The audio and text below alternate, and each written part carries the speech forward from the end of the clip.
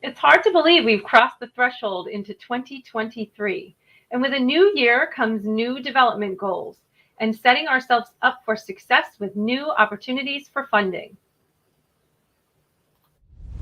Hello, everybody, and welcome back to Coffee Time with Masterminds. My name is Peta Blakely, and I'm the founder and principal of Blakely Consulting.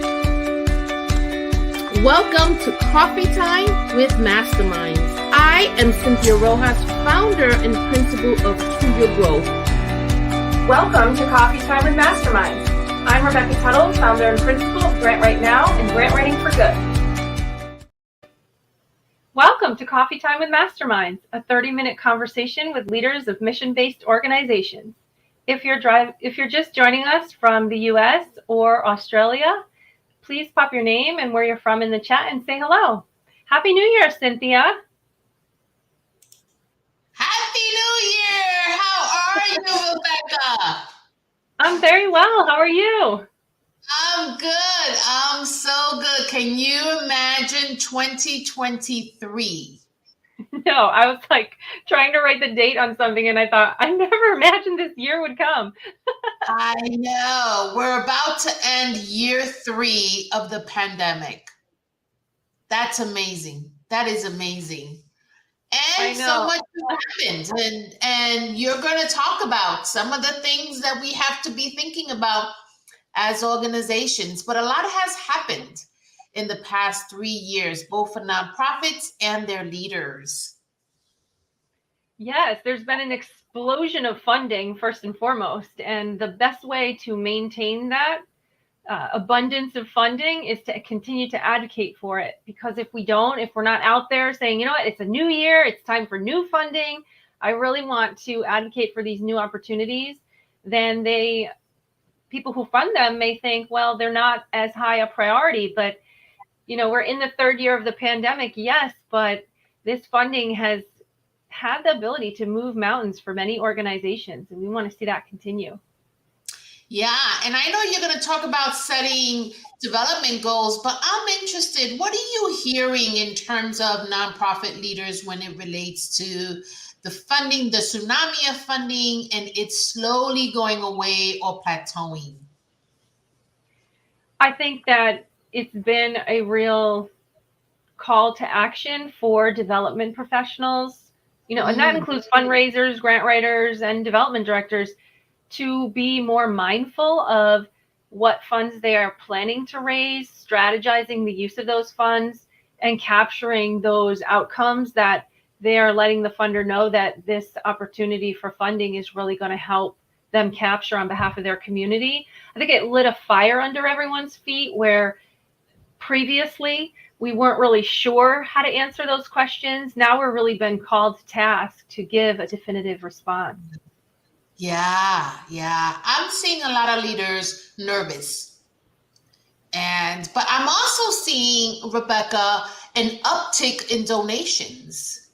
So while they're nervous because the PPP and other stimulus money was really substantial for a lot of nonprofits, they're nervous that they're losing that big chunk of money.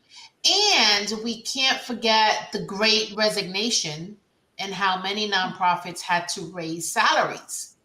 And so there's a lot that we need to be thinking about, because that money, while it was a wonderful thing and a true blessing, is now we have to strategize for the aftermath of that. And I think that's where that fire comes under your feet, is we should have been planning for that all along. Because remember, we talk about this all the time, that funding is never a guarantee and it is not ours. We don't own it. It's an opportunity we pursue in the hopes that it will continue. So we always need to be mindful about diversifying our portfolio, looking for funding in other avenues. And the balance now is going to be that we've raised salaries to make up for, the loss of positions.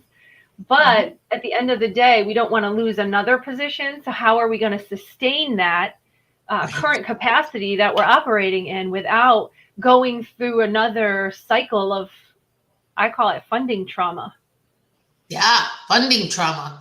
Wow. So how do we prevent funding trauma? Tell us, Rebecca, what can leaders be thinking about, and how do we set goals? That's always a good question. I know, I wish Peta was here because she would help us walk through this as well. We set goals by what is your end game, right? Is to sustain your practice, sustain your organization's function, be flexible to increases in need at various times throughout the year. How are you going to raise those funds? How are you going to sustain the current operations? And setting goals has a lot to do with what that bigger picture is. And once we figure out that bigger picture and identify it, what are the steps that we're going to take to get us there? And identifying those funders by type isn't good enough anymore. So for example, we can't say, well, we will approach human service funders or education funders. Now they want to know by name, who have you secured funding from? How much, at what levels? And being more proactive about that identification earlier on and not at the time that you need those funds, that is why goal setting is so important.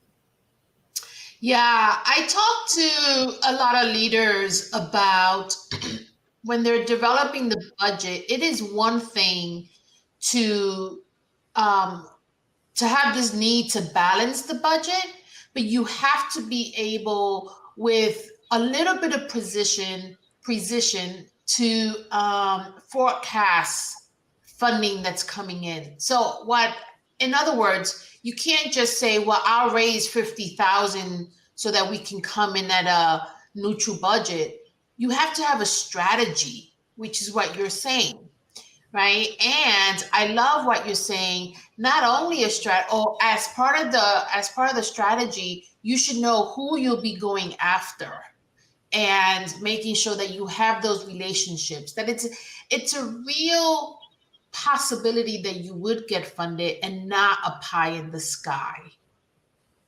Absolutely. I call that right fit funding. You should be, I like what you're saying about relationships. We should already be speaking to the funders at this time last year that we wanted to introduce our organization to, learn more about their funding priorities and mission, so that we can steward that relationship in the hopes that it will produce an investment from that funder in our organization and our work. Because ultimately what we're showing a funder more so now than ever before is the impact that that funding makes upon the community, not because we say so anymore, but because there's evidence and the community is calling for it. So we should also be including the voices of our community when we are setting up our fund development goals. And going back to the budget piece just really quickly, I look at an organization's budget is separate from a grant budget or a fundraising budget. A fundraising budget, a grant and development budget, those are line items within the whole organization's budget. And so sometimes when we apply for funding, what happens is we have to separate out each project by a separate budget. So that's why it's really important to have a great finance person on your team and always to be checking back in with, because the thing that we can't anticipate from an organizational perspective, like we need a new roof or something's leaking, or, we have to pull resources from our unrestricted funds to resolve those matters. That could have been revenue that we were using for project support. So we always want to make sure that we're keeping our organizational budget as a whole, but also separate from what our development goal funding is for those particular budgets. I love that. And when you keep them separate, you can also measure your development goals and see how they're going. And so this is where Peta would be like, of course you must, right? So that you can see, one, are you getting a return on your investment? But also, do you need to pivot your strategy? Right? So I'm loving what you're saying. I'm putting it up on the screen. Building relationships with your funders and potential funders is critical. Don't wait until you need funding to build a relationship.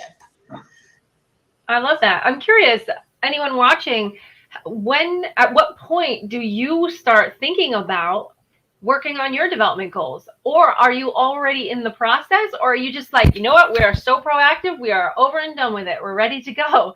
There's all different stages and all different abilities within organizations to complete these processes, I guess. So I share that because this can also be a very overwhelming process, and try not to let it intimidate you. Everyone starts somewhere, and it's better to have goals, or at least start the process for goals, than just to keep pushing the can down the road, right? As they say. Yeah. And I was just facilitating a focus group this morning, and one of the leaders mentioned that her organization has already been funded to the end of this year, 2023. So talk about projection. And she seemed so relaxed, right? So she can go ahead and start implementing or fine tuning or working with her staff on ensuring that they have impactful outcomes. And she can also begin thinking about 2024. Can you imagine? That's a great position to be in. Anytime I raise funds, I'm always thinking 6 months, 8 months. If you can get to that year point ahead, that's awesome. What it does is it allows organizations to pull from that wish list, so that, okay, we've secured all the funds that we need for this particular year into the new year. We also had some items on our wish list that if we were able, to raise additional funds, we could start supporting some other projects, some other components of our organization's vision.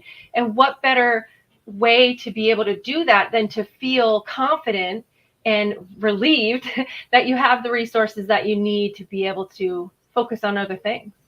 I love that. What's another piece of advice you have for developing development goals? Well, gone are the days of doing this work in a vacuum. We really need to be reaching out to the community, tapping into the voices, listening to what priorities are for others in the neighborhoods that we work in, that we live in, that we play in, because ultimately the funding that we've seen come in mass waves is with the intention, the sole intention of getting as close to that community as possible that organization serves. And we really need to show a funder just how close it is, because I don't want to say they won't tolerate the distance any longer, but those fragmented responses, those fragmented attempts for outreach, they just don't work anymore, and they won't work anymore. So if you've always wanted a social media strategy, or you've always wanted to, in your case, start a focus group, as you were talking about this morning, now's the time to get those creativities flowing. There's never been a better time to get those creativities flowing, because the funders are also looking for new opportunities to fund. So make it exciting for them. Make it exciting for your organization. Yeah. Tell us a little bit more about how engaging the community would help your development goals. Sure. One question on funding applications is, how is the community, how are your volunteers, how are your clients and board members, how are they involved in the decision-making on this particular project or program?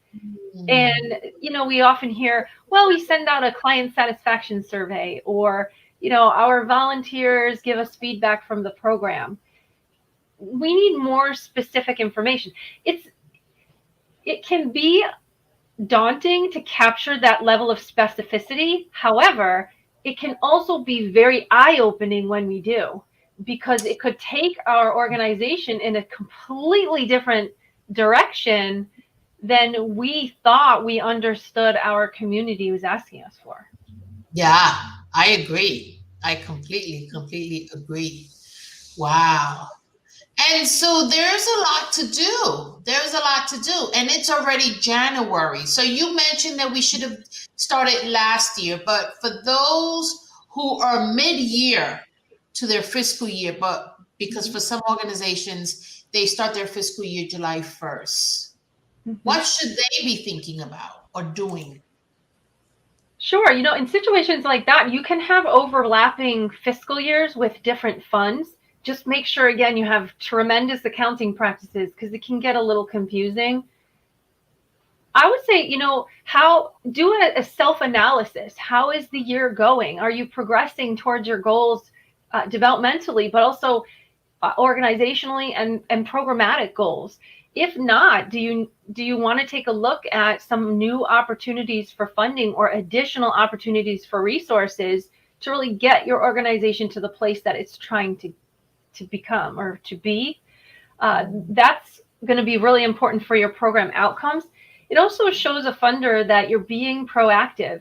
Now, you may be in the midst of your funding cycle or coming to the close in a different fiscal year, and maybe you didn't meet those targets exactly, but if you can show a funder the effort and a really great explanation as to what your goals are, what your motivations are going forward, they may fund you again to help you get to where you want to be. Right. And so I have a question for you that came up yesterday. Actually, I was talking with someone and they had a fundraiser, and the fundraiser was very successful compared to what the last 2 years has brought on, but it wasn't enough. It still wasn't enough. They are midway through their fiscal year. Do you have any nuggets to offer? After you do fundraising, I'm so sorry. I thought you were done asking. Well, after you've done your fundraising or your campaigns, it's really important to take that time to debrief, get feedback from the team, get feedback from some of the people who supported your organization, and really understand why people gave, were the levels of giving, were they different? Were they higher? Were they lower? Were there missed opportunities in there? As we're building our development goals, we're also building our goals and our strategies around the actual elements of development, and not just we want to raise this much money for the year, but we want to raise this much money, or we want to make some adjustments or improvements to be able to raise more funding or maintain current funding within the different elements of our development cycle. So I always like that debrief. And, does it make sense if we didn't raise what we thought we would raise to do another event next season or next quarter? You don't want to overwhelm people with the ask, but outreaching to people and letting them know, I've done this in my role as a development director. We didn't quite hit our target. Is there any additional support that you might be willing to give? And funders and donors, you'd be surprised. They'll say, absolutely. What do you need? How can I help? Yeah, I love that. What else do you have for us, Rebecca? Look at you, bank of information. I know, it's so good to be back. I've missed you so much. We've missed you. I guess what this all entails, right? What our key takeaway is, as we get to the end of the show, is that there's no right or wrong way to do this. Obviously, there's best practices that we want to implement, but these goals are established by your organization, by the individuals who are invested in your organization. You can also look toward funders. They have a lot of workshops that you can attend to help with some of this planning, some of this strategizing. Consultants, like we three are consultants. We do a lot of this work ourselves on behalf of clients. You can learn anything now on YouTube, right? There's so many places you can go. Our show is very educational. So, as we look to doing this work, this hard work, there are resources that are right in front of us we may not realize. But we also have to keep in mind that this work has to be flexible. So I'm going to ask you a question, Cynthia, if you don't mind. When we're involved in this work and it's stressful and we have to pivot or make changes and be flexible, how can we help coach everyone on the team when things don't go our way or when we're really struggling to meet those goals we've designed?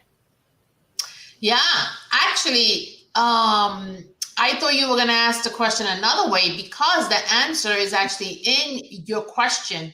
So as leaders, and many of them talk about feeling isolated and not supported and really feeling like they have to carry the burden, the financial burden for their organization, what they can begin to do is engage their leaders. And if you don't have leaders, meaning you really are a small team and it's you and a few staff, utilize your staff. You don't have to do this alone, right? And it's interesting when you get the perspective of others, how you can come up with ideas, or you can come up with solutions that when you are in it by yourself, you may not be able to see. And so what I find, or often what I ask leaders, is to think about bringing in individuals in their team, or develop a team, develop a work group that strategizes about things regarding financial vulnerability issues. Another thing, I was talking to an ED recently, and she's very stressed out. And I asked her about her finance committee on her board, and she said, oh, they haven't met in months. Well, that's unacceptable, right? And when you're in a short-term crisis, or when you are experiencing financial vulnerability, you shoot up the number of meetings your finance committee is having, so that you could look at cash flow, you could look at projections, and you could really align budget to actual numbers as frequently as possible, as much as it makes sense. And that depends on volatility. And the reason why you want to do that is, one, because leaders should not be holding the fort by themselves. And two, the more people you bring at the table, the greater the diversity of perspective and thoughts. And that is where solutions truly arise. Yes, that's so true. You're speaking also to the debriefing process that we were mentioning earlier. You know, that's also a very dangerous habit, what you're describing, because the higher level of funding, this is in particular with grant applications, I've also seen this in fund development applications, is the higher you go with your ask or your request, if you start diversifying out into state and federal funds, some municipal funds, they want you to list out the funder, the year, the amount. And if you have fragments in there, then it looks like your financials are a bit of a mess. You know, when I teach, I do this kind of wave, right? We don't want our financials to be in a wave. It puts us in a very vulnerable, as you had mentioned, position with our budget. But it also, on that same application, the funder will ask you, does your finance committee meet? How often? They want meeting dates. They want to know duration of meeting. They want to know what the roles of the people in the meeting are. Another important component to that as well is that they want to know what are the financing practices to provide oversight, fiscal oversight to your organization. And in a situation that you describe with a fragmented meeting schedule or not meeting at all, that lack of response to that question could break your entire application. Yeah. Oh, yeah. No, definitely. Now, so I wanted to say that first to address your specific question, which is, how does a leader manage a group of people coming together and get them to solve for financial vulnerability? There has to be a sense of optimism in the work, even though it's looking gloomy. People want to be, psychologically, we all want to be part of a winning team, right? And so if you ask me for help and you inspire me through the belief that I can transform something, I am more likely to show up in a different mindset than if you as a leader came to the table and said, we're probably going to have to shut our doors and I don't know what to do. Right? That feels definitive and almost like anything I come up with is not going to be good enough. But if you come in and say, all of you at this table have the opportunity to transform this moment, right? And pivot this organization, I am probably more likely going to come up with ideas. And so leaders want to set that charge, and they want to set the environment to make sure that it is conducive for people to generate ideas and not to feel like there is no hope.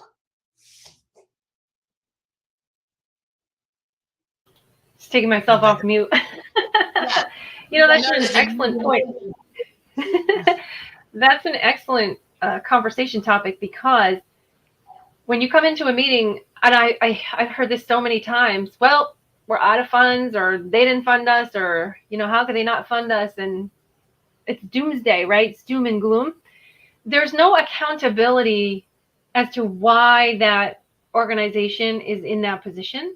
It didn't happen overnight, right? It's something that you could probably see coming if you are really experienced in it, or you might have had an inkling or a hint of it coming. And so when you get to that position, it is what it is. I love the way you describe the best practices for hosting that conversation and that meeting. But when we set our development goals for the new year and the next year, how can we establish goals and benchmarks and objectives for those goals that avoid us being in that vulnerable position again? Yeah. And so I think leaders can use that opportunity to reflect on their leadership, on how they message, right? Mm-hmm. And how they can be a vessel to that kind of idea generating, solution-based thinking. And it really does start with the individual. And so checking ourselves, and it's tough. Leadership is very tough. I don't want to make this sound easy, right? It's simple, but it's not easy. It's a simple formula, but it's not an easy one. And it takes a lot of time. It takes a lot of time too. Yeah.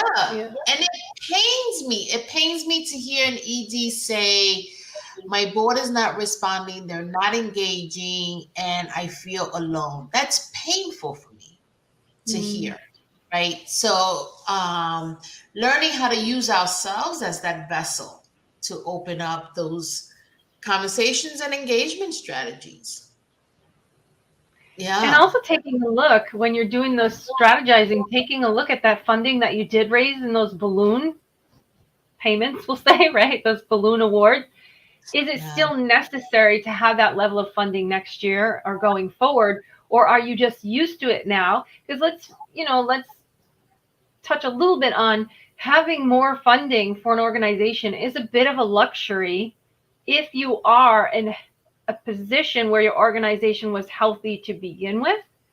Those balloon payments for some smaller, more vulnerable organizations, that can be the end of their organization if it goes away. So now is the time to think about collaboration is more important than ever before. And as an organization who is maybe healthier, and by healthier, it doesn't necessarily mean larger, it just means more resourced, more resources to support your mission.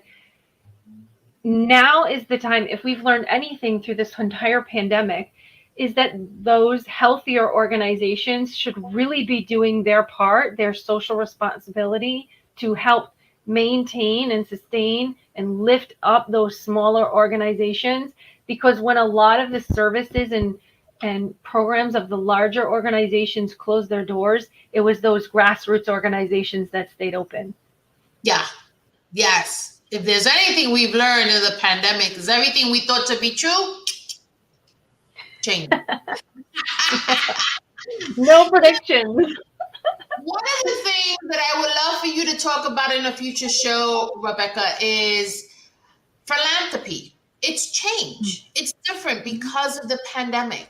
And it would be good to hear the good, the bad, and the ugly, right? Because for some people, this change in values and vision for a lot of our foundations impacted those who were used to getting funded, right? And what does that mean? And what does it mean for those where these changes open these doors?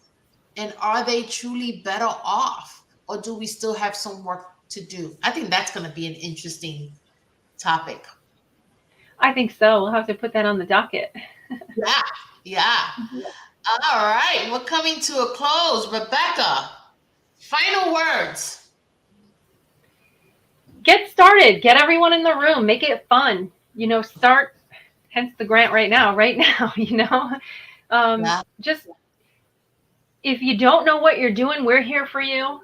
If you don't know what you're doing, reach out to a colleague, find yourself a network, or just put the pen to the page and start. Who knows? You may come up with some off the wall notion that the organization was waiting for all this time. Don't be scared. Don't let it intimidate you. But do know that this is hard work. It's very demanding and it will be stressful, but there are people that are there for you. Because at the end of the day, we have to remember what we're all working for. And that's the people that we serve in our community.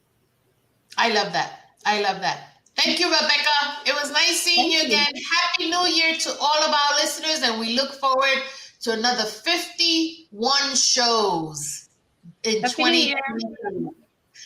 Bye.